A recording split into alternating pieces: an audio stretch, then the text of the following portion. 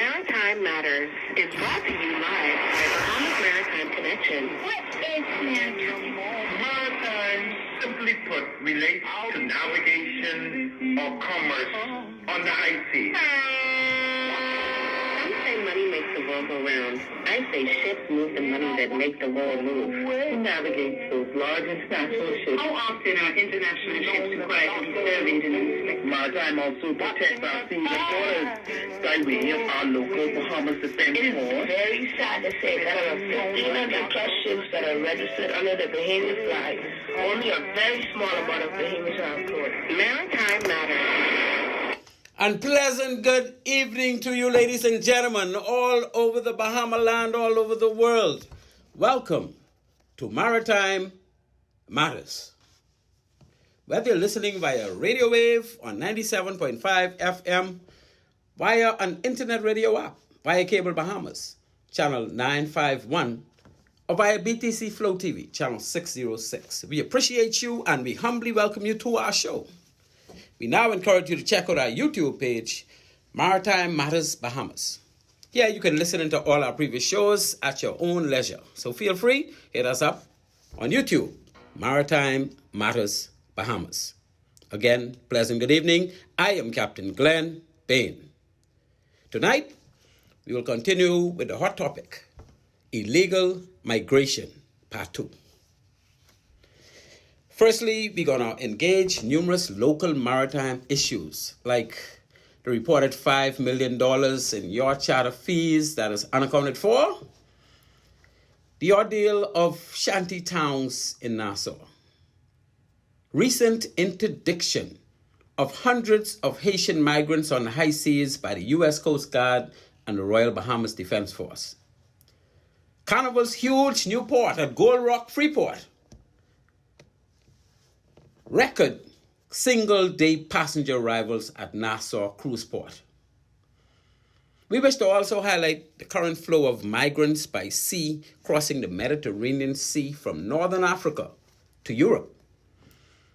We want to again juxtapose that against our very own litany of migrants coming in by sea from regional countries to the Bahamas. Lots of similarities, loads of reasons why this debacle must be handled with kiddy gloves. So please, be sure to stay tuned. Our sponsors for the night show, our one-on-one pharmacy. You know the deal with them. My good cousin Shantia and her mommy Stephanie and I gotta mention all the rest. Boy, look, I got plenty family working in our operation. Ansela, I always tell you, I start mentioning my good uncle Prince daughter Ansela. She got that thing ticking like a clock. So, just go into one-on-one pharmacy. They're located on East Street South and Charles Sanders Highway. And I can tell you, when you walk in the door, you can feel like you belong to the royal family. Man, they treat you so good. You're trying to figure out, is this Bahamas? Yes, it is, because it's one-on-one pharmacy. So you can send your refill via the online site, oneononepharmacy.com, if you have a prescription, or just go into the store and tell them you reach. Let them know Maritime Matters sent you there. We are also sponsored by Bahamas Maritime Connection Limited. We provide a full slate of ISPS maritime security services. To our listening audience out there, it would be remiss of me to go any further and not introduce the greatest producer around. Ladies and gentlemen, please, I introduce to you the insatiable, the man of the hour, the man with all the power. He is fully able, quite capable, the one and only Craig Gibson. Yes, and he salutes to the crowd again. Boy, this boy know how to salute now. I know he learned that. Must have been a boys brigade. Yeah, that's my boy. He ready like that. You're listening to Maritime Matters, people. On this show, we talk maritime. Maritime Matters airs weekly at 19:30. Again, 7:30 p.m. for those who ain't want to do the 24-hour clock. We call it military time. Some people call maritime time, but that's how we roll. We do 24 hours on the clock. Every Tuesday night at 7:30 p.m. or 1900, we're here live on Love 97. The purpose of our show is to highlight persons that made significant contributions to the maritime field in the Bahamas and to sensitize Bahamians of opportunities mucho dinero making money in the maritime sector. Halfway through the show, we will open the phone lines. The number to call will be 326-8255. Write it down, boy, because this could be, we got a loaded gun tonight, people. We got a loaded gun. This can be a show. 326-8255. Let's again highlight our maritime standouts from the past. And again, we started with our famous port control of all time, the extraordinaire Mr. Leon Flowers. Again, another man from Exuma, and these are Exuma people, mind you. This Mr. Leon Flowers is from the mainland, but we got somebody from Staniel Key, the great, legendary, the sailing sloop pioneer of the Bahamas, Raleigh Gray, Captain Raleigh Gray. The sailing champions of the Olympics, the two people to bring home the gold for the first time ever in the history of the Bahamas. Well, of course, we weren't independent then, but they brought home the gold to us anyway. For the first time coming out of Olympics, Sir David Knowles and Cecil Cook. And that was, again, international sailing, the star-class vessels. They were the best in the world, people. As we approach May 10th, and you know that's only 2 months away. And when I say 2 months, I mean like 2 months. And this is our 50th anniversary. And we know that, you know, our government promised all kind of things for the 50th anniversary. But we cannot leave out our most important maritime heroes, because they have to be in the spirit of HMBS Flamingo champion skipper, Senior Commander Amos Roll, and of course the other 18 crew members of the HMBS Flamingo on that fatal voyage. And I do a roll call, because we have to salute, remember, and pay homage to these people. Nobody else in the history of this country were ever attacked by a foreign military might, and I don't think it'll ever happen again. We may take it for granted now, but 200-300 years from now, this topic is going to be hot. This is going to be a hot topic in this country. So, the four that were actually slaughtered in action during the attack started with Fenwick Stirrup. And we said from last year, we're going to name Carmichael Road Fenwick Stirrup Road. Somebody got a problem with that, that's your problem. I don't have a problem with it. Fenwick Stirrup Road. Who's Carmichael anyhow? Austin Smith. We're going to name the road leading north from the Coral Harbor roundabout to the airport. So when you get to Coral Harbor roundabout and you take that back road again to the airport, that is going to be Austin Smith Road. No longer going to be Coral Harbor Road North. And then we got the great David Tucker. That's the gunner. Remember, he handled that 20 millimeter and he was a gun specialist. For David Tucker, we're going to name the road leading to the base from that roundabout. So the four arms of that roundabout, one will be Fenwick Stirrup Road, which takes you to Blue Hill Road. That's Carmichael now. Austin Smith will take you to the airport. David Tucker will take you to the base. And then we got Edward Williams. Adelaide Road that runs west all the way out to Albany and all the rest of them. That's going to be Edward Williams Road. And that's my projection. And trust me, if we're talking about paying proper homage to these fellas as far as putting something in their honor, let's name those streets behind the four men that were killed during the most memorable attack this country will ever see. And then we had four that subsequently passed on. After that event, eventually they passed on. And it started with the one we call Cool Breeze. He was a Sub-Lieutenant Wilfred Sands, right?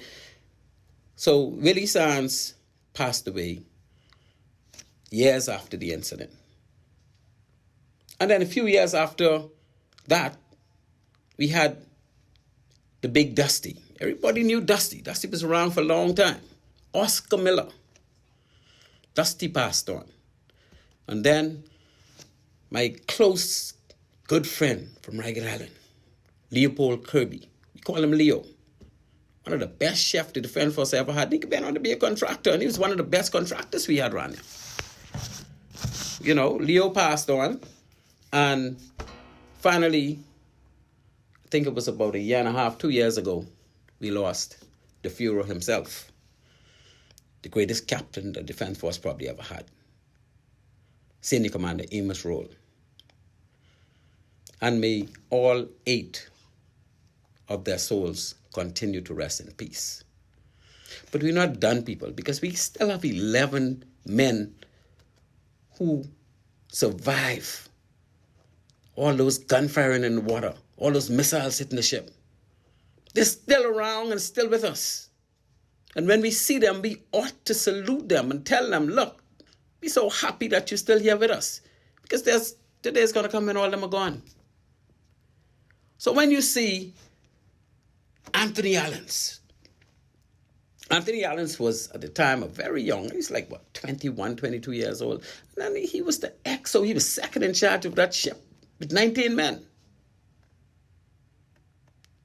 We want to reach our arms around him and say, Anthony, thank you for going through that, man. You know, ain't nobody else in this country can go what you guys went through. Peterson James, currently stationed in Abaco. You know, from time to time, the great Peterson James comes to Nassau. He and I work very close together quite a few times, and I can tell you, he's not a regular man. That is a man of achievement. Watched him for years. Man of discipline, a man of standards. Please, when you see Peterson James, just hug him. Say, Mr. James, thank you very much. Gregory Curry, we call him Spook. Currently, one of the lecturers, head of department at the BTVI institution. I don't know how he does it, but he does it. Went through all of that, still got all his accolades, everything intact, still good. Gregory Curry, Spook, thank you very much, sir. The great Denzel Clark. Denzel Clark, household name from hitting all those home runs in baseball. Yes, he was on that vessel as well. We would have never known him as a household name for playing baseball if he didn't make it out of that alive, eh? So God had us. Denzel, thank you, my brother. T. Sands, Trevor Sands. Remember T. Sands, quite clearly, vividly. A seaman of all times. T. Sands, thank you so much. John Wallace. And John Wallace has been around. I mean, that's another Ragged Island man. Work with me very closely. Very quiet guy. But don't take him for granted, because you're not going to be able to take advantage of John Wallace. John Wallace went through that debacle as well. He was attacked. He survived. John Wallace went on to work with the Port Department and recently retired. John, I say to you, my brother, thank you so much. The great Whitfield Neely, the man that started out from the bottom, work his way all to the top. And then he was an ambassador to represent our country. So to Captain Whitfield Neely, I say, thank you, my brother. And, you know, you handle this thing so well. And we know that you was the one in the boat going around trying to pick up people out of the water. And you're the one that actually went to bring back the great Führer, Amos Roll. And you went on to move through the ranks all the way next to the top of the force. 4-ring captain. Well done, Whitfield. And I thank you for what you went through, my brother. Willard Sanders. A lot of people don't know Willard Sanders. Willard Sanders was one of the greatest cooks. I mean, this boy could cook up a peas and rice. You know? And I never knew while he worked with me that he actually was one of those victims of the HMBS Flamingo. So, Brother Sanders, I say to you, thank you for what you went through. Thank you for what you did. Anthony A.K. Russell, Pool Shark, my good friend. Anthony Russell and Eddie Russell, 2 brothers, came through the rates of the Defense Force. Very nice personality, very nice person. You don't want to know a better person. But I never knew. AK, you never told me you was on a Flamingo. I didn't know. I wish I had known, but you still with us, buddy. I can still find you. We got to do some talking. Thank you, Anthony A.K. Russell. Eugene Thompson. We call him Blue. I see Blue all the time. Hard-working guy. Fixes lawnmowers for everybody on the island. I don't know how we keep up with all of that, but That young man, well, I call him young, he's a little older than me, and I ain't calling myself old. So, Blue, that young man, thank you, Blue. Thank you, Mr. Eugene Thompson. And thank you for keeping it together. And please, people, when we see Blue, don't look at him like no regular. He's not a regular man. What that man went through, some of us could only imagine, eh? Keep it going, my brother. Cladwell Farrington, the man that decided he got to write a book on this event. The man that knows he had the three people from Eleuthera. That was Denzel, Blue, Dusty, and Cladwell. They were together. They were firm. All of them survived it. But Cladwell is the one that actually wrote a book. You want to get the book on how this thing happened, some of the things they did before they went to sea, while they were at sea, where they went. This is the man, Cladwell. Cladwell left the Defense Force after a couple of years, and then he went on to work with Bahamas there. And, he worked there for quite a while before he retired. Now he's home in Eleuthera. He don't even want to come to Nassau. I said, Cladwell, come to Nassau. Come, let's hang out. Let's do one show. Or, GAB, all right, let's do that. I can call from Eleuthera. I appreciate that. I can understand that. But again, I say thank you, Cladwell. And I say thank you to every single one of you 11 that can hear me today. And I say thank you to all 19. The families of those who passed. Thank you. And that, again, as we move toward May 10th, we need to make sure these guys get reparations. Their family gets something. They got to get some compensation for what they went through. Up to now, they got absolutely nothing. Nothing but bad treatment. No kind of compensation. That'll change people.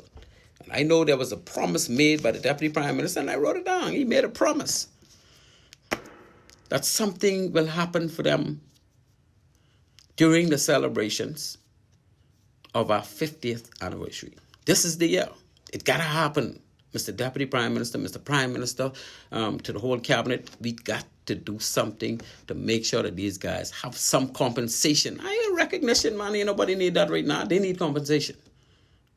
That's how I roll it.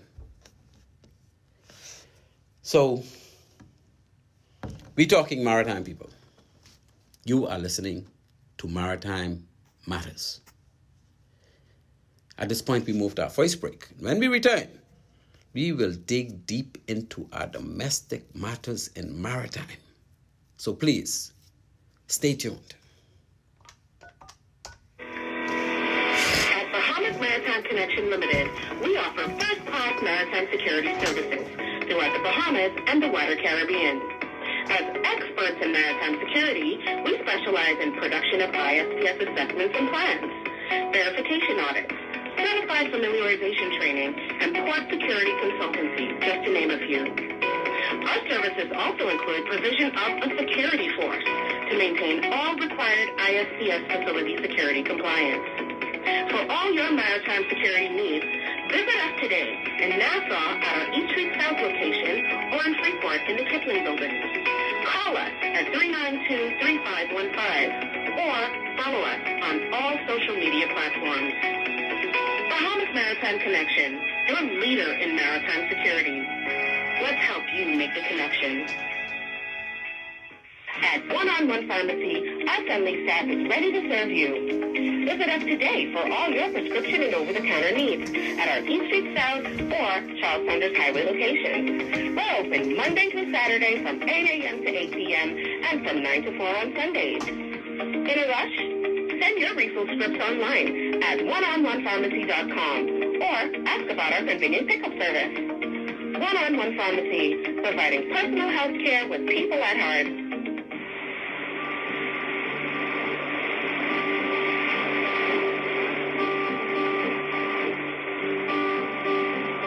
In the morning sun, I'll be listening to the evening come,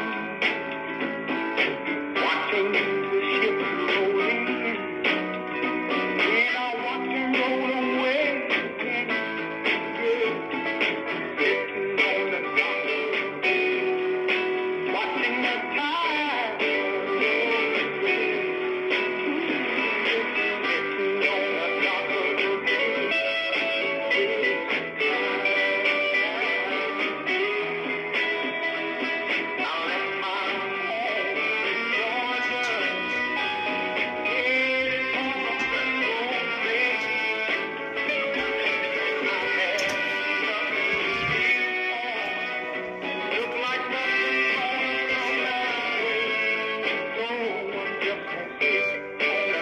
Yes, ladies and gentlemen, we are back. Welcome back to Maritime Matters. And we're going to dive deep into this domestic maritime matters. You know, I'm kind of happy I don't have any guests tonight because, boy, we got a lot to talk about. I'm not going to open the lines just yet, but, boy, it ain't long now. I want to start talking about all these vessels speeding up and down in the harbor. You know, I've been getting a lot of complaints. Like, vessels are just out of hand. Everybody just do what they want to do. And we got patrol boats out there. We got police patrol boats. We got Defense Force patrol boats. We used to have a Port Department patrol boat. We don't have that anymore. But who is going to see that these speedboats stop operating recklessly in the harbor? It's the responsibility in law of the Port Department. I don't know how they can do it without a boat. But just like how the police takes care of when people speed on the street, and that's a road traffic, in the Road Traffic Act, we got to do the same thing. The Defense Force Patrol Unit and the Police Patrol Unit needs to address when they see people speeding up and down the harbor. Don't just allow people to do it and nobody ever do nothing. Who else could do anything but y'all? Come on, man, let's get that together. We need to, well, first of all, we need to put some signs up, eh? So somebody could call the port control and let them know, look, Mr. Wright, we need some signs. The harbor should have no big signs. The harbor should have, whether it's 10 miles per hour, 15 miles per hour, the signs should be there. Because it's hard to enforce something if you have nothing to work with. So let's get it on, put the signs up, and let's start challenging some of these people so that we can have some order in Nassau Harbor. We don't have to wait till you have accident to try and instill order, you know. Let's do some order. Like now. And same thing with the beach areas. You know, I remember one time I was swimming in the water over Paradise Island, holiday. And a boat came and there was up and down. Mind you, there was like probably about 20 feet away, 30 feet away from the swimmers. But when you're just swimming in a boat that's 20 or 30 feet away, you don't know that fella could lose control. And then you could be a sitting duck, the boat coming right over your head, you're dead. Or, you know, he's on board steering the boat and he feel like, man, I could go close because I ain't hit nobody. And he ain't gonna hit nobody. But he feel confident. But you in the water, me in the water, looking at that boat coming close, I don't know what's going on. So these boats need to understand that you cannot operate within 200 feet of the shoreline. I don't care what speed you do it. Unless you're coming ashore in a direct line, according to the Motorboat, Water Ski and Motorboat Control Act, in a direct line, so that you could get to the shore without moving inside the 200 feet. And you should be doing less than 3 knots. Or no more than 3 knots while you're doing that. So you can't be driving up and down in any boat within 200 feet of any land, driving up and down, like, you know, you got a right to do it. Because the law provides that you cannot do it. So our enforcement people need to understand that, and they need to start enforcing that. Because unless somebody enforces it, it ain't going to slow down, it ain't going to stop. Right? Let's get those no-wake signs up. Let's get those mile per hour that is deemed safe. But of course, you got boats coming from Montague area, Montague Beach, and they going all the way down to Arawaki. Of course, you don't expect them to be doing 5 knots all the way through. But there are some areas. You got some tight areas like under the 2 bridges. That's tight. You can't be speeding up and down through there. You shouldn't be speeding up and down through there. The whole of Porterski Dock is tight with Paradise Island. That's like a bottleneck area that is very chaotic. If you take some time and really watch it when it's busy, very chaotic. And the problem, too, part of the problem, is people who own private boats. There's no requirement for them to know anything about rules of the road. There's no requirement for them to have to get no license. All of this we need to address. All of this need to be done. So let's look at this from a holistic perspective and try to deal with this. That goes for boats, that goes for jet skis, anything that moves on the water. Come on, anything that moves on the water. So there's no evidence of the enforcement, and obviously I believe that's leading to the port department not putting up signs, people not being aware, and then some people that's reckless no matter what. So we got to try to deal with them reckless people, right? We have in the headline something with yacht charter fees, some $5 million missing. Now, let's talk a little bit about the history of this yacht charter fees. First of all, there's a document, regulation, however we call it, called the yacht charter rules. That came out in the 80s. It came out in the 1980s, yacht charter rules. And the yacht charter rules came out because they had yachts that wanted to charter in the Bahamas.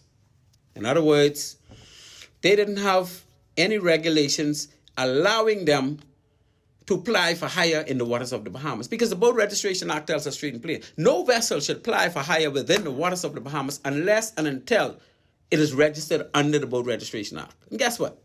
If you are a foreigner, you can't register your boat under our local Boat Registration Act. You got to be a Bahamian, because that act is to protect Bahamians from having to compete with foreigners when it comes to commercial water sport activities and anything to do with for hire operations in the Bahamas. So if this yacht comes in and this yacht is for hire,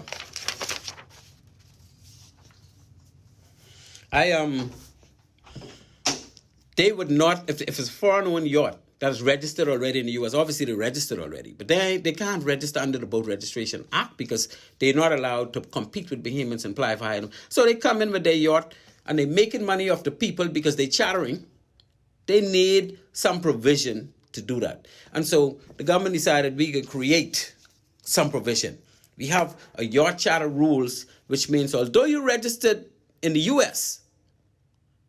to do whatever kind of commercial activity with your yacht or your small boat or whatever it is, you can now come to our country and you can do that as long as you're not competing with Bahamians. So that yacht charter rules, you're supposed to get your people, your charter, the people who are paying for that charter, from outside of the country. You have no rights to come in the Bahamas and solicit people to go on your yacht. You have to come in the country with that arrangement. Mind you, they could fly in and join your yacht in Nassau or in Bimini or wherever, but that arrangement got to be made before they come here. And so we say, yeah, okay, so we can let you do that, but you got to give us 4% fee for every charter. So every charter you have, whatever value, and some of them value quite a lot. You could average like $1,000 per foot per week. So if it's a 60-foot charter yacht, you anywhere between $50,000 and $60,000 a week. Those people who want that yacht is paying. So the government gets 4% of that. All right. So out of 60, let me see if my math still work. $60,000, 10% will be $6,000. So the government get some $4,500. Well, 4%, 5% will be $5,000. Yeah, but $4,000 or so from that particular charter, right? And every single charter agreement, the government gets 4%. But how does the government get this money? The government was getting that money through the brokers that arrange for that charter to be done. And what I found out while I was deputy port controller is a lot of those agents, they religiously collect that 4%. But many of them were not passing that on to the port department. So they was making money and they were stealing money, not making money. They was making money off the charter arrangement that we have in our laws, but their boats are still coming here and chartering. The people on board ain't know what's going on. They think their money done paid to the government. But you know what? We had no enforcement. So they was getting away with it. And I still don't know if we have any enforcement. What kind of enforcement are we talking about? The kind of enforcement I am talking about is when you get a boat in that sea garden, that land and sea park, because that's where most of them want to go. We need the Defense Force patrol boat Or I know they have what they call warrants, park warrants. The park warrants need to know the law that they could challenge these people. Somebody needs to challenge these people, and you only need to lock up one, Lock up one. And that will expose the agent or the broker that didn't pay the money into the port department. And the rest will get the message. Mind you, these people prepared to pay. But the only problem is there's no enforcement, so those brokers figure, well, these 4%, these add up to a lot of money. We can give the government something if we want to, but nobody we keeping this. And that's terrible. Yes, it's stealing and all the rest of it, but that's what's going down. And that, I assume, is still happening because ain't nobody enforcing this thing. So, what happened? I'll tell you what happened. The government decided now, look, that 4%, hold on, time getting that fast? Okay, I gotta hurry up. That 4% is okay before we started VAT. Because when the government introduced VAT, the Bahamian yard owners had to pay 10% on every job they get. So you could have the Bahamian owners paying 10% and the foreigners only paying 4%. So the government decided, well, look here, we got to do something with this. So the government decided to apply VAT to those foreign yard charters, add the VAT on to the 4%. So now it's 14%. And I personally think that's wrong. Why you gonna have a foreign charter that have to generate their business from outside the country? Why you gonna have that foreign entity paying VAT like they doing something local? No, that don't apply to them. What we should have done, and what I think we still can do, and what I think we still should do, is move the fees from 4% to 14%. Don't need to take out no VAT. They don't do nothing inside the country. They do it from outside. So make their fees instead of the 4%, 14%, or make it 20%. You know why? Because in Europe and certain parts of the world, that's the kind of fees they paying for VAT, not for VAT. They paying for charter, to do charters in those countries, 20, 22%, things like that. And ain't none of those countries got water as pretty as ours. So I don't care who come with what. It ain't happening.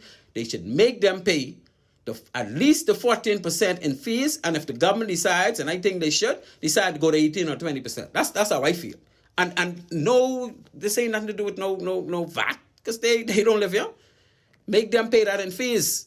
They don't have to register for VAT. They don't have to worry about VAT. The fees. And then when we lock up one or two of them, the rest can make sure the money come.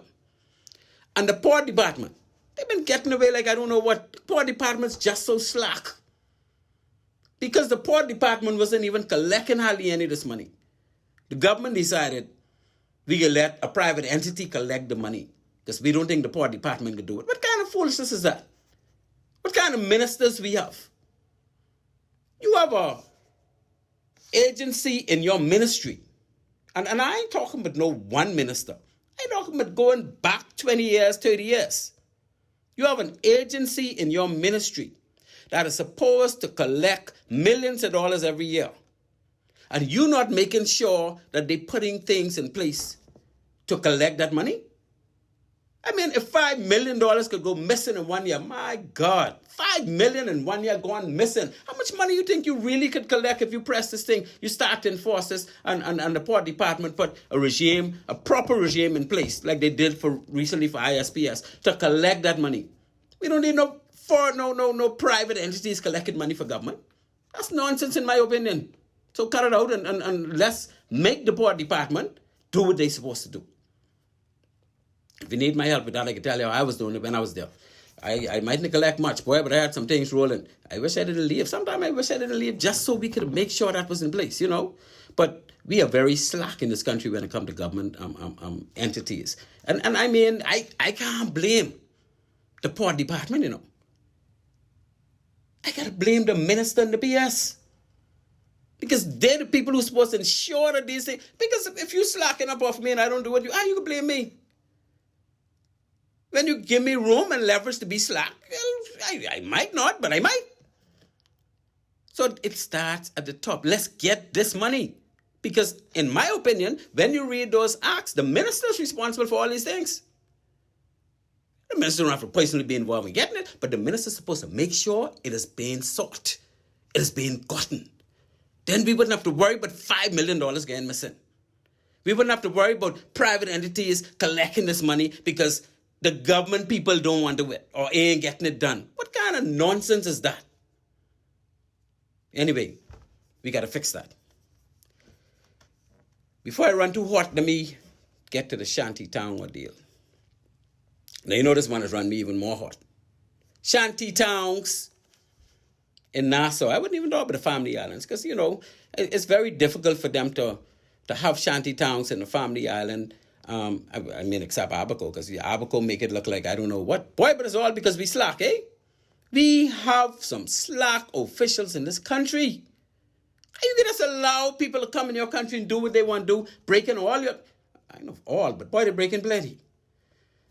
My respects to Mr. Lincoln Bain. People always, oh, well, you know, he does, he that. Oh, I don't like how you do this. I don't like how you do that. But you know what? Measure what you are doing against what Lincoln Bain is doing. Measure what you're doing. And tell me you shouldn't appreciate this man. I ain't into no politics. The COI and the PLP and FNM. I switch all the time. I vote based on how I feel. Ain't nobody own me. I ain't own nobody.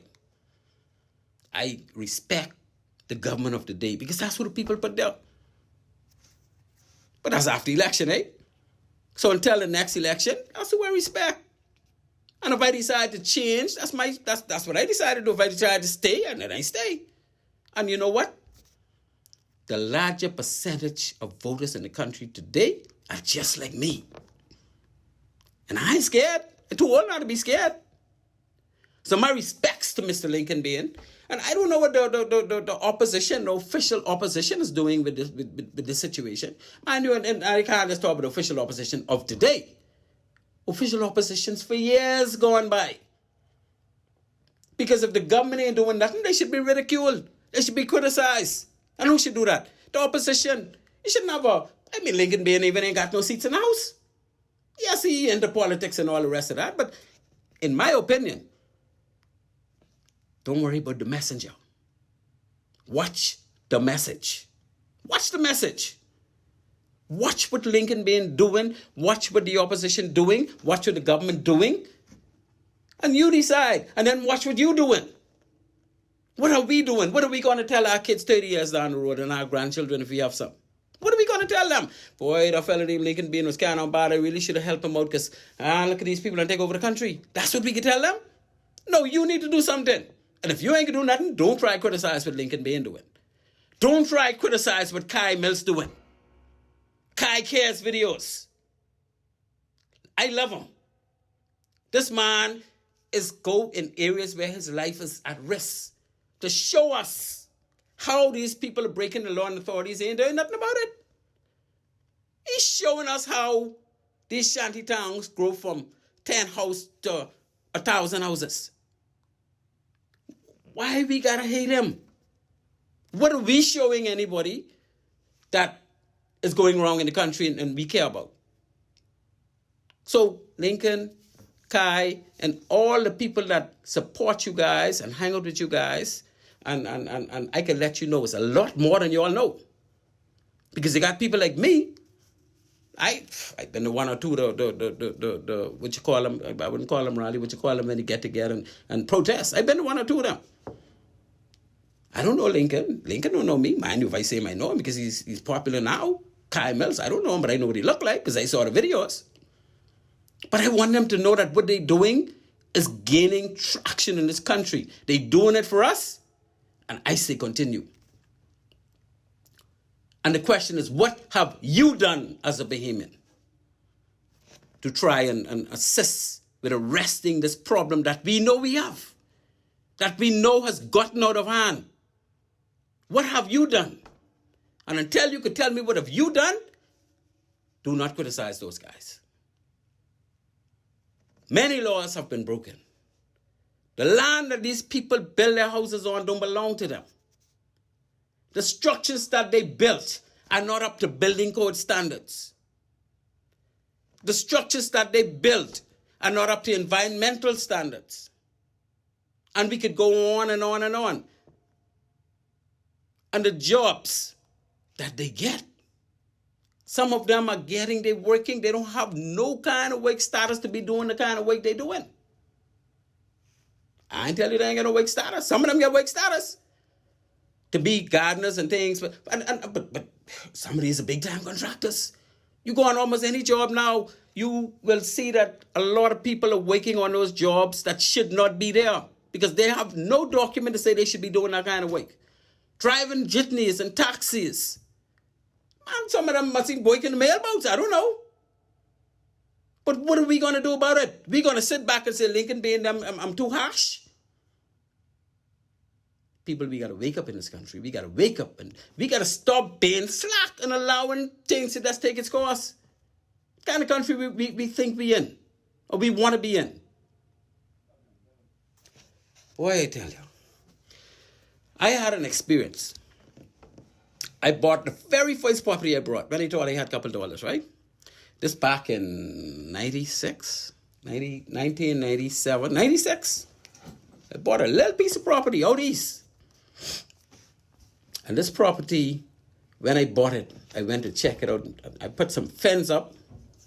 Me and my boy Larry going out there, we put some fence up. And they had about 30 or 40, the shantytown clapboard houses. And between where my fence ended, or where my property was, and those houses, was a little area where it was dumping the waste, the stool, the feces, all that they were there. Because they had no cesspit or no bathroom. That's where they used to use the bucket and then put it right between. And I had a problem with it, but, I met them there. So I realized very soon that those houses had something sprayed. All of them had this DEHS. I didn't even know what that meant. Department of Environmental Services. DEHS. Department of Environmental Health Services. That's what I think that means. So I was told, because I get to talk to one or two the Haitian Bahamians. Well, of course, you had some people who in charge. And I had to let them know, look, this is my property, you all don't come venturing over here. And they was cool with that.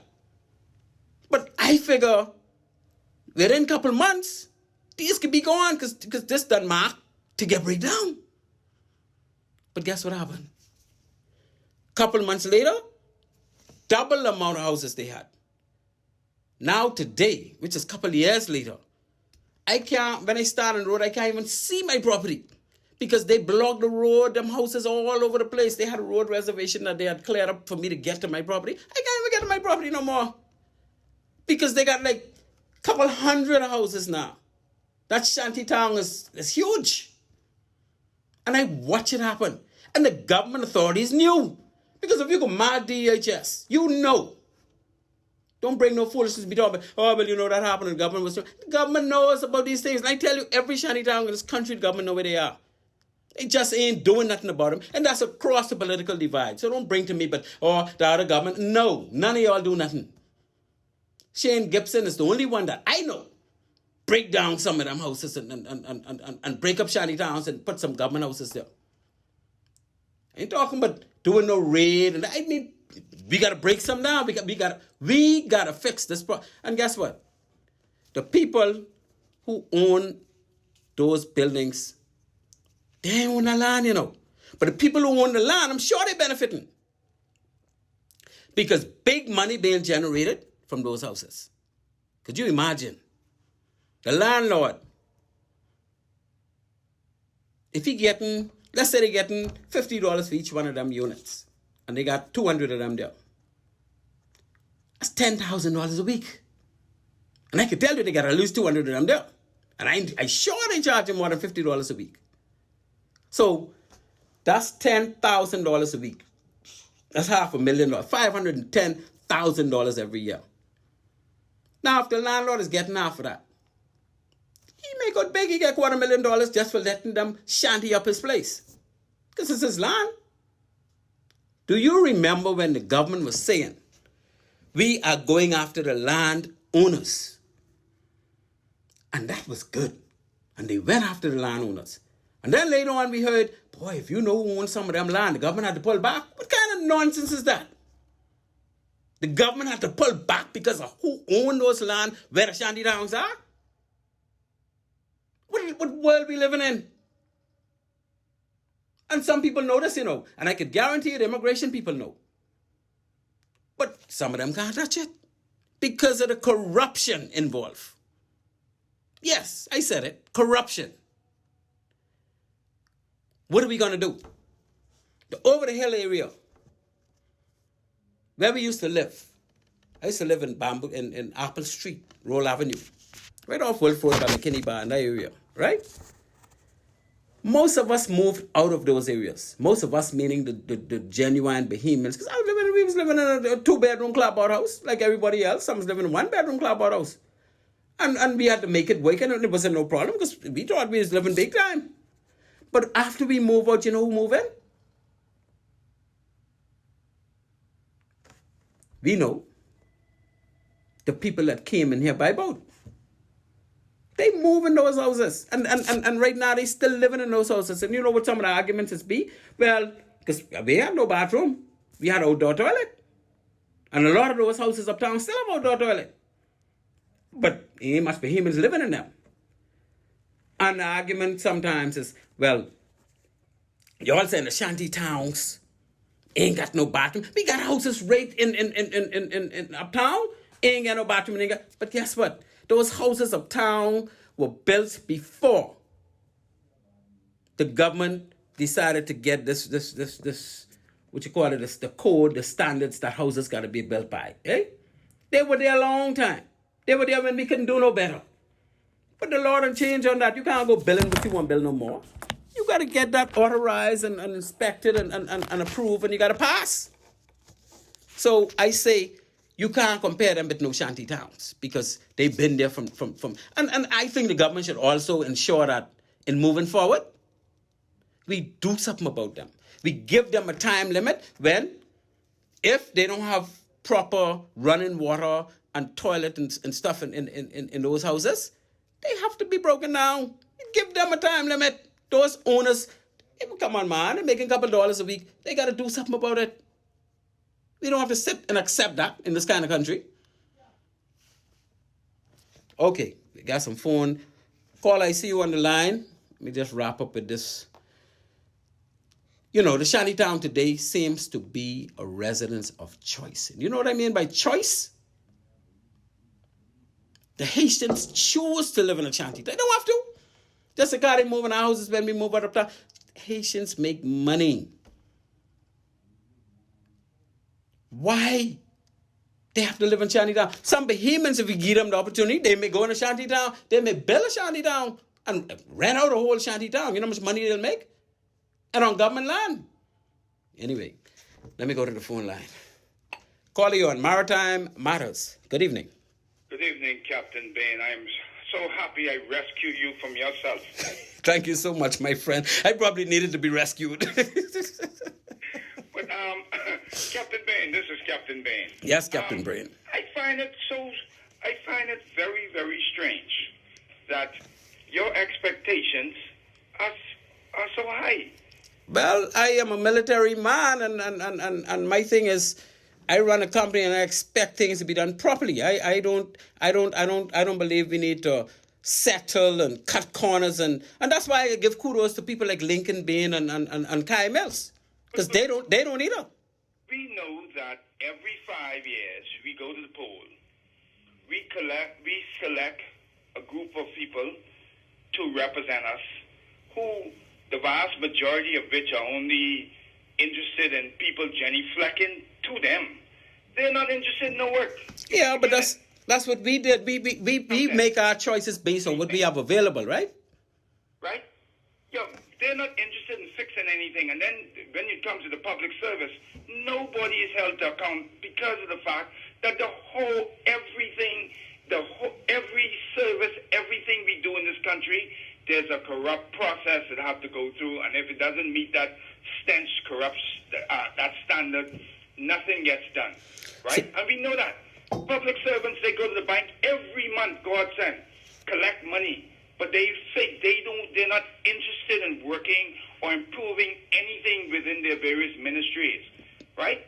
It's a big joke, right? And until we get people, normal, ordinary people in that House of Assembly, other than people who have the gift of the GAB or people who are lawyers or whatever the case may be, until we get ordinary people representing us in the halls of Parliament, we will continue to have these situations that are extremely frustrating. And you know, you mentioned there's so many things. You mentioned the Port Department, my good friend Brian Wright. No, it doesn't stop at Byrne. It goes all the way back, maybe. Byrne may be there now, but this is a practice that was always going on. It's the minister responsible for that agency and the minister's ability to get some things done, working through those public servants that's under his or her charge. That is the thing, and it's not happening. Yeah, but we all accepting it. Who's speaking out against it? I tell you, Kyle Mills and Lincoln Bain are doing things. When are we going to start doing things in the maritime industry to make sure the minister and the departments and the BMA and Port Department doing things to make a difference? Doing things based on the law. And until we have, unless in most instances, in every circumstance around the world, unless the people rise up, there's not going to be any changes. As long as we keep swallowing and we keep accepting everything that they push down our throat, there's never going to be any change. Well, that's the problem. Maybe I got another call on the line, but I can let you wrap up. Go ahead. Yeah, well, my thing is, I think we have over 20,000 public servants, and we need the public service, the people who are getting paid every month, to do their jobs. That's it. They're not going to do it, Herbie. The minister got to make them do it. And if the ministers ain't making them do it and the PS ain't making them do it, it ain't going to happen. Yeah, but the minister don't have to tell the immigration director that he needs to round up people who land illegally. You ever read the Immigration Act or the Port Authority Act or any one of those acts? Does it say anything about it? It says the minister, and the minister.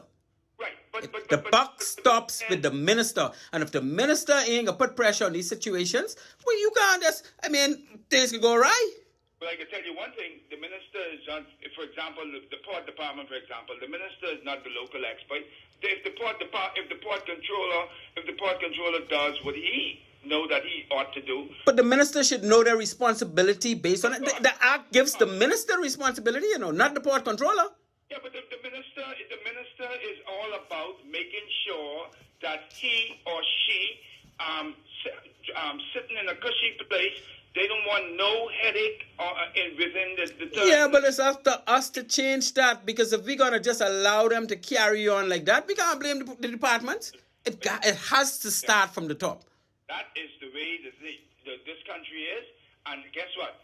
If it's endemically corrupt from top to bottom and nobody's interested, because at the end of the day, once it don't impact me, then fine. Well, we all got to be interested, because it can impact all of us soon. Well, I agree with you 1,000,000%, my brother. Thank you for the call, Herbie, and you can feel free to call back, because we got some other topics to go. Yeah, very interesting topics.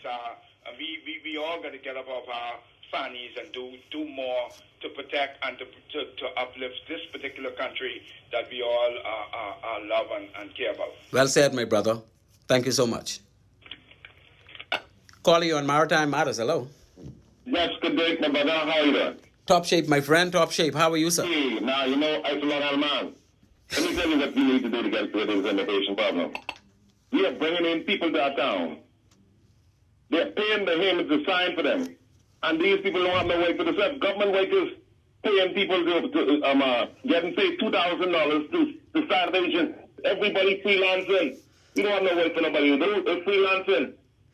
Yeah, well, if we don't... And this house and then Lincoln Bay, let's look at Lincoln Bay. They take the whole contingent of the force to take Lincoln Bay off the land. Then the Haitian laughing at us, man. Yeah, but they may do that today. But I can guarantee you, if people like you and me and all the rest start to support Lincoln Bain for the cause, don't worry about who he is. Unless you're prepared to do what he's doing, we got to support him. And the government will have to pay attention. Thank you very much. These people don't care. Yeah, but they're allowed to do it. So I don't blame them. I could never blame them. keep money by loan. That's right. But you know, we got to start. Let me tell you something. An article went after Hurricane. These people they lost their papers. Government's supposed to have a record of everybody in the town. So if you lost your papers, go to government, go to the people that have to do like give them their paper rights, and go to and see. Yeah, but they lost paper that a lot of them lost paper that they never had. Long Island serious. Y'all serious? Well, you need to tell us how to adopt. Well, you need to tell us because we know what we need to do, and we're doing it. We just need to give support to those who are there pushing to make a difference in this country. Everybody, woman doing here. You only making 200. You come here as a man, only making 250 dollars. You go wife and children. Man, take 8 children in the Bahamas. 8 children. That's right. Better say he buy 42 sheet of plywood and all that to fire. You know, seriously, I don't know, buddy. Why even need me? If they need me to charge them against, even the minister of America says, we don't have a Haitian problem. I don't mind a million people come here, but let them come here right. You know, seriously, I for Bahamian. Yeah. I believe that we should never put no foreign man on a police force, defense force, immigration, and stuff. Every Haitian, even a Haitian on the defense force, on immigration, the Haitian living in the immigration office, living in the village. Well, we seriously, this has been third and fourth generation. Well, Caller, I don't know if they have foreigners in those entities. They're going to do a raid the other day. And many callers said everybody's Haitian. Everybody, 90% Haitian. You can't put them in that. You know, I've been telling. We should say when you join the Secret Service, police force, defense force, and immigration, you should be third and fourth generation. No, you can't say that. You can't say that if you have laws in your country. You can't put a man who's daddy and mother facing it. That's a Secret Service. Yeah, but if the law say you got to be a citizen. And I Bahamian. When you have Bahamian, then you can look up to them, man. Come on. Yeah, but that's just the way it is. But the bottom line is, if the government is utilizing those forces to do things, when you in a pack of people, you can't do what you want to do. You know, you will carry out your instructions based on seniority. The man in charge is a Haitian. He said leave the people alone. No, well, he had, trust me when I tell you he was under instructions. That wasn't his decision. No, the superintendent, Haitian. Yeah, but the man just be under instructions if they say leave them alone. That's what they're trying to tell you. The acting commission police going and grab Lincoln Bay. Yeah, but the acting police was under instruction. If you get instruction, I was a senior defense force officer. If I get instruction to do something, it ain't up to me what I do. You know, I gotta carry the instruction. But what I'm saying is the people who given instructions is who we got to deal with. The acting commissioner believes the commissioner going in and going and grab the man. The commissioner, now, come on, man. These fellas singing for the suffer. Yeah, but these people reports to ministers. They report to the people we elected, but they, you know. We can't blame them if they carry out instructions. They don't have no... Come on, man. These fellas too politically inclined. We got to put politics aside. I agree. We got to do something about it. Caller.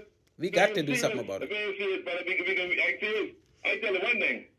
I go back to Long Island. You don't hear that too earlier. A Haitian will come to Long Island. Everybody get kept. I agree. Everybody get kept. You give me $10,000, I can buy the food and put your house to these fans. Give them a change when they already leave. We are our own problems. The Bahamians are our own problems. We aiding and about people. No foreigners like the Bahamian. They like the beauty and stuff they get.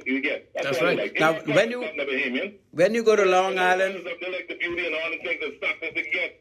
When you go to Long Island, coming in every day, illegal. I yes, sir. I got a Haitian who on the side of me. I'm a big man a job, taking my job, and he don't wait for me.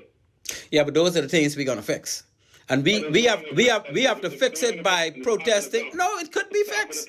It could. Well, that's where we're going. We gotta go from the top. The head waggle, the tail don't waggle the head. So we will attack the head. What else let me tell you something? The man ready.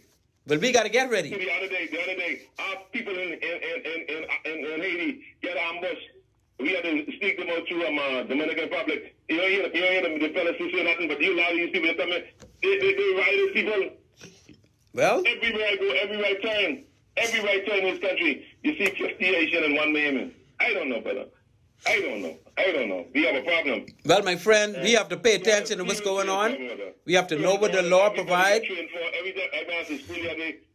Haitian woman get all the children. If you only know white women, why you got to bring a wife and children off children? You're allowing them a slackness. I don't blame them because they could get away with it.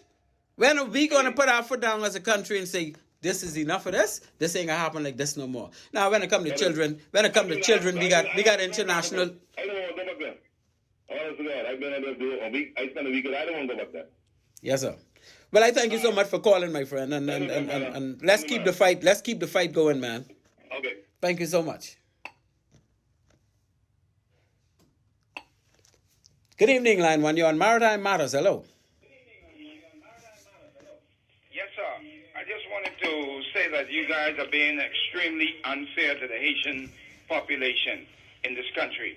And the reason why I'm saying that is because we have everywhere, if you drive anywhere in the western district of this country, you go to Lightfoot Key, you have the Filipinos, you go to the hospitals, you go to the food stores. We know where the problem is. Why are we giving work permit to all these foreigners? Let's not just target the Haitians. Let's target all these foreigners in this country who are living up at our expense.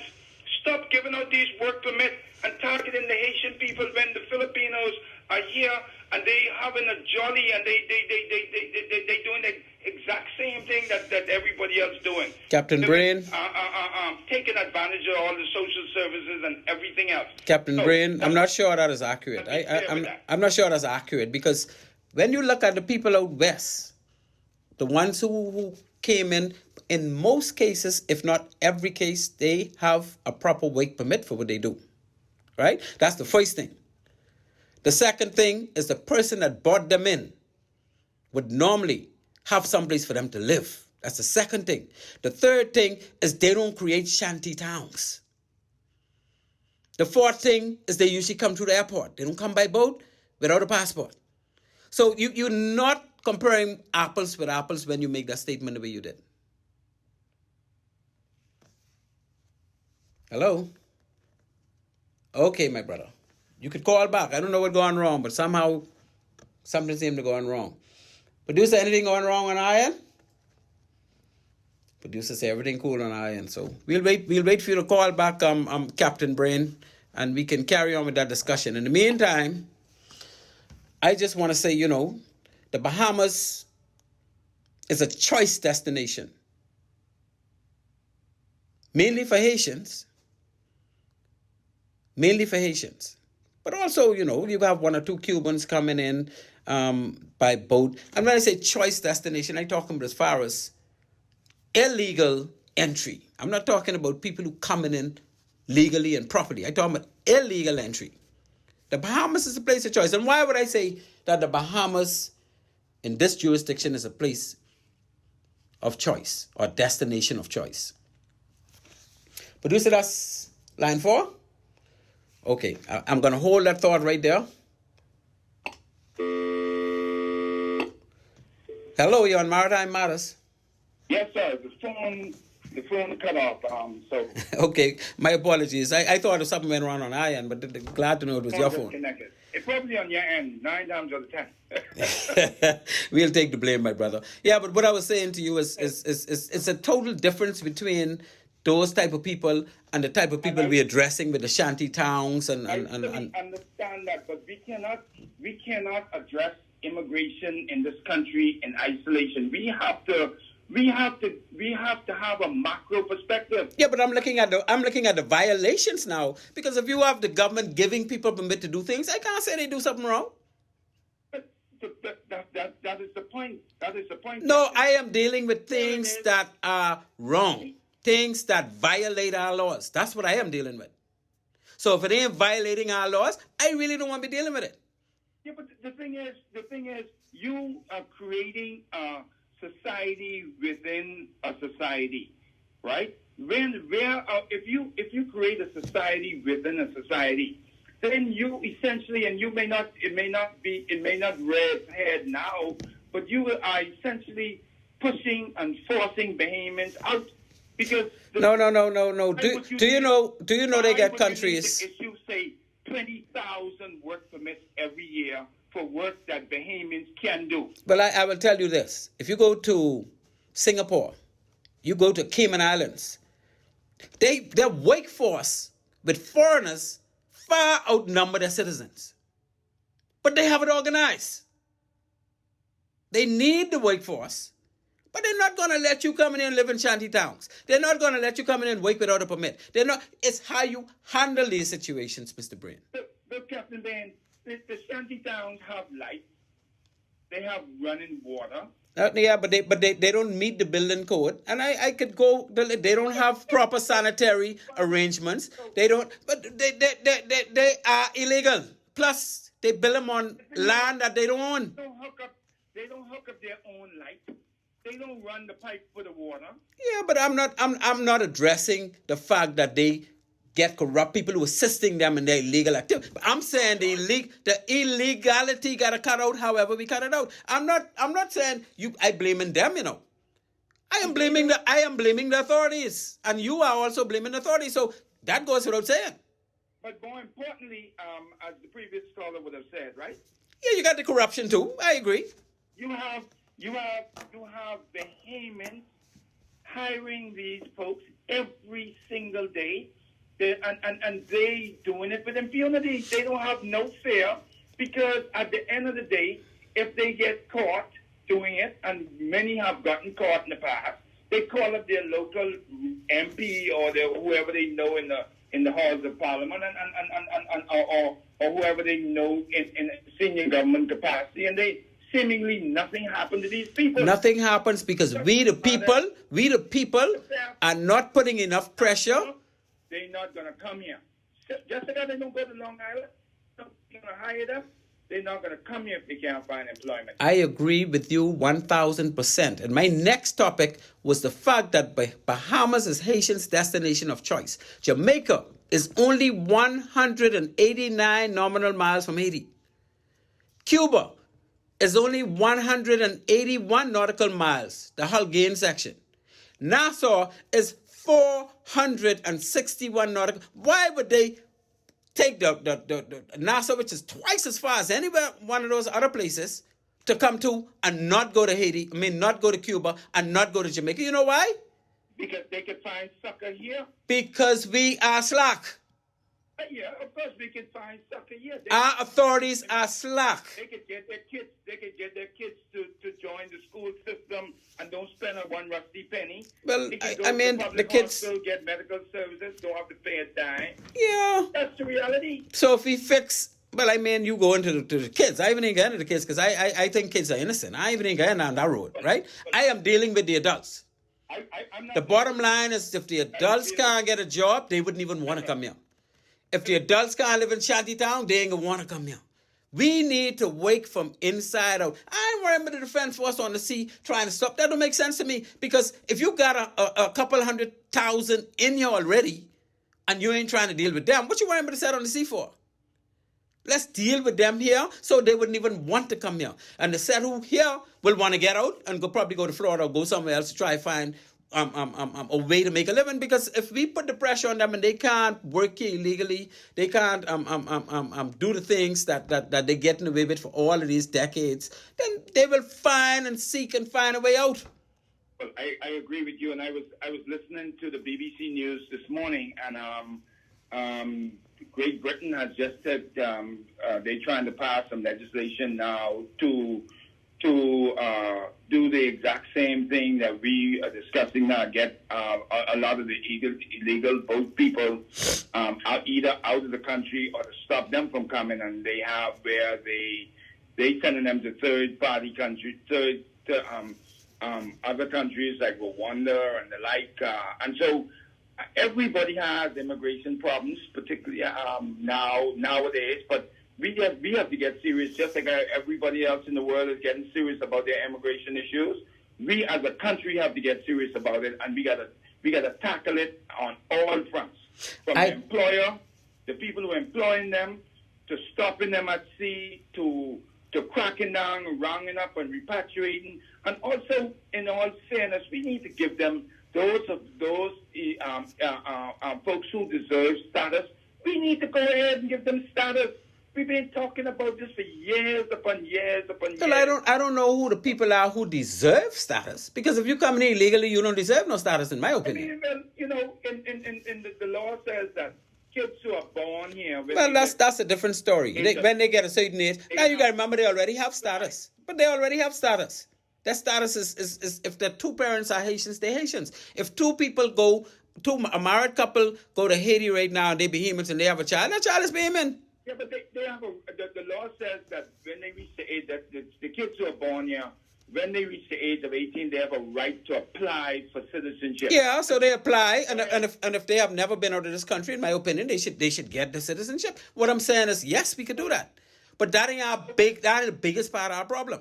Because the only reason why these kids are being born here without documents is because they born to the adults that came here and getting away with living here without documents. That's why they're here. And so, hey, guess what? They're here now. So they're here now, and so we have to fix it because we have a lot of social ills and a lot of spin-off from this grouping who feel as though they are disenfranchised, that they are marginalized, that they don't have no status, they don't know nothing but Haiti, and so we need to get some work done when we go into Parliament. Rather than wasting time, we need to get some work done so that we can fix this problem and we got to fix it from a holistic perspective. There's lots of different prongs that have to be tackled. Some of which I will have mentioned earlier, but we need to take this problem serious and we need to fix it. My brother, you and I are always on the same page. I got two more callers. Let me see if I can get to them before the 10 minutes up. Thank you so much. You. Caller, you on Maritime Matters. Hello. Caller, you live on Maritime Matters. Hello. Yes, Mr. Dane, how you doing, sir? Top shape and getting better, my friend. How are you? Great. You're doing a great job. I appreciate you, man. I just want to say, I heard your last caller, but what happened is I think we just keep on putting ourselves in an airbag, right? And trying to bait and don't know what we can do next. The mere fact is this. I never hear nothing in my own life that a person don't confess their sins before you forgive them, right? Yeah. These people been coming to this country making millions, and this is almost like a drug-running cartel, human smuggling operation. That's what I call it. And it's free for all. The problem is it's free for all. That's where I have the problem. It shouldn't be allowed. You know for a fact, Mr. Dane, that this is a multi-million-dollar operation. Oh yeah. People are making millions every year. Right. And that. So this is something that we're trying to figure out. And you know there are many lives that they risk doing this. So the approach to this really should have been serious enough to the point that guess what?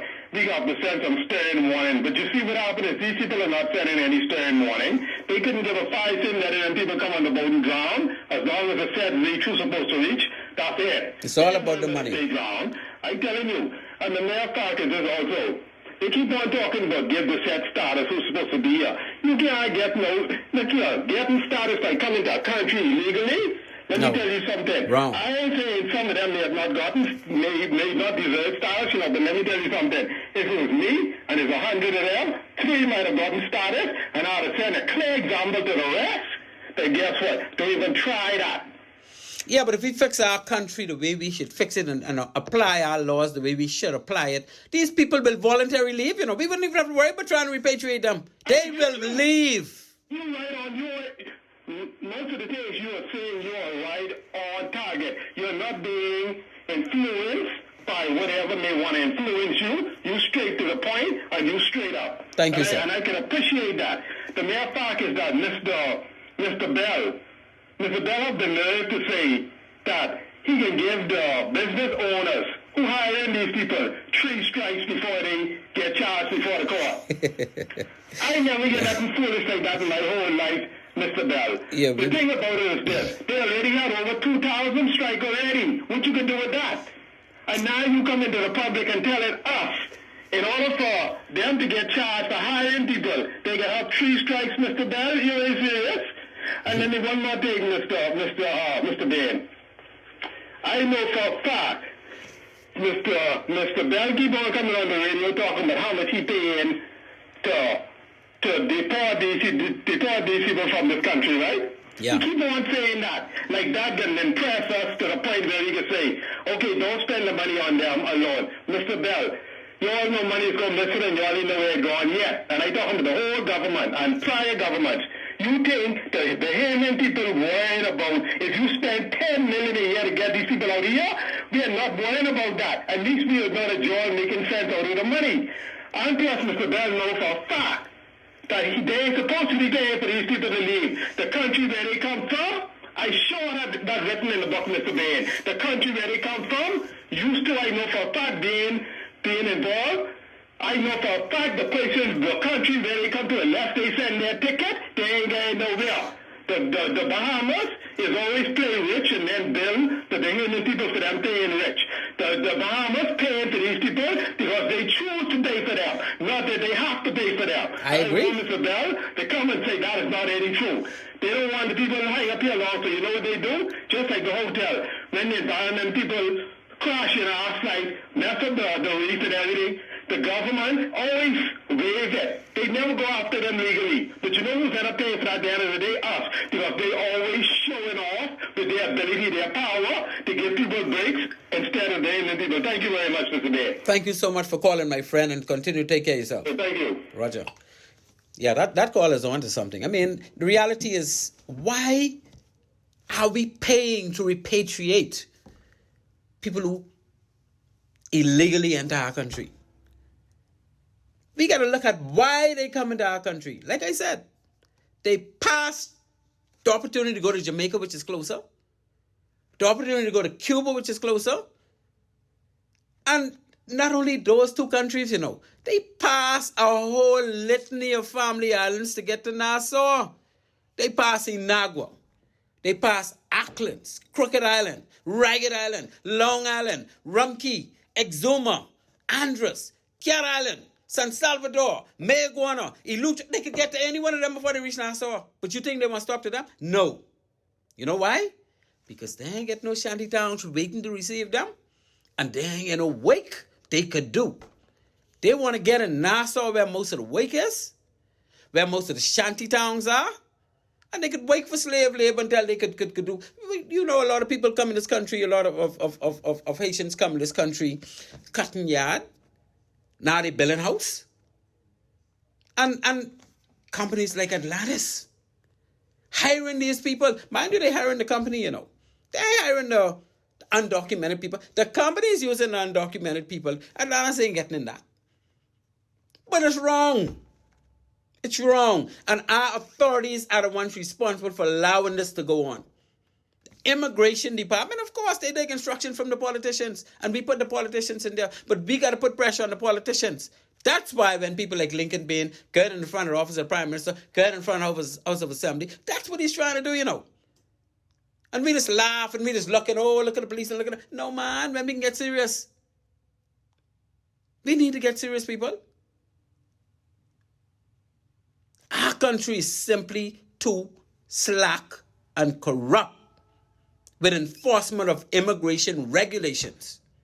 We have the laws in place.